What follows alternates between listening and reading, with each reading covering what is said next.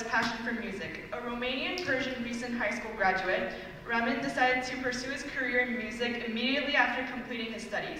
He plays in a band with his friends, works for Ubisoft, and uses music as a medium to determine his life path. After his speech, please feel free to leave the theater and have a conversation break in the atrium for 20 minutes. Now please welcome Ramin to the stage.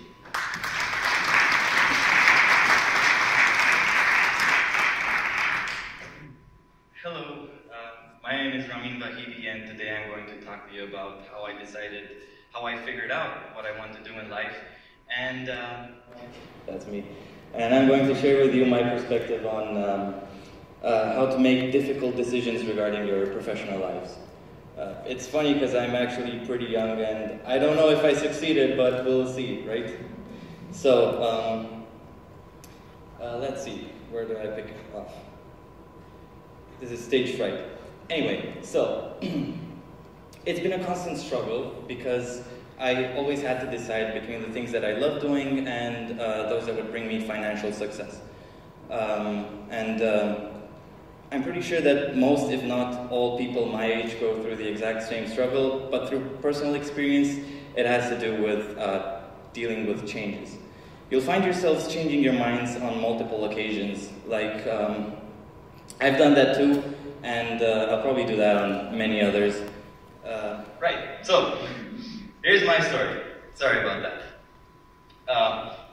Ever since I was young, people would know that I'm more inclined to making art. And while I was in school, I would be drawing things all the times, and when I wouldn't be drawing, I'd be playing guitar a lot.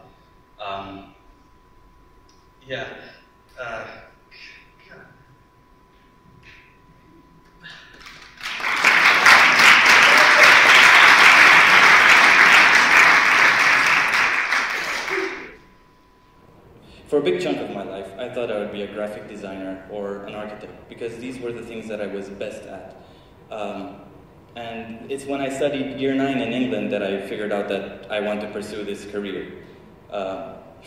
Fast forward a few years, after my family and I moved back to Romania, I picked up music more seriously. And I started a band with my brother and my best friend, and that's when things changed. The more I learned about music, the more interested I became in discovering its wonders, and I slowly forgot all about being a graphic designer or an architect. So, as the band progressed, and we started winning competitions and playing in festivals,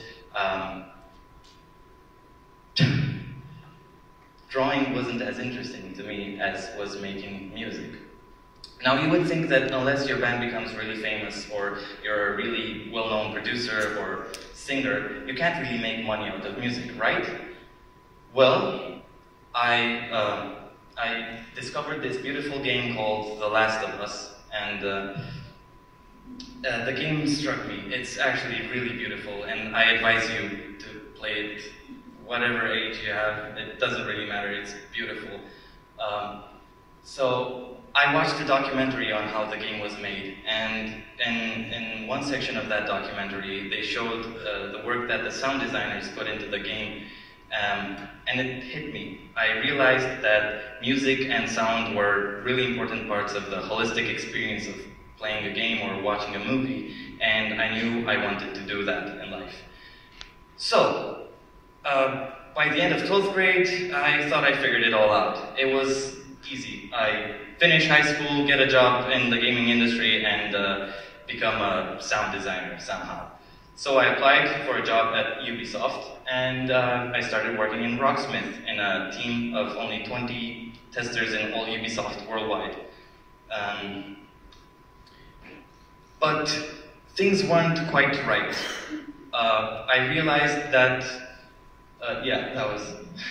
okay, so things weren't quite right. I realized that I actually wanted to go to university in England and apply to study sound designing.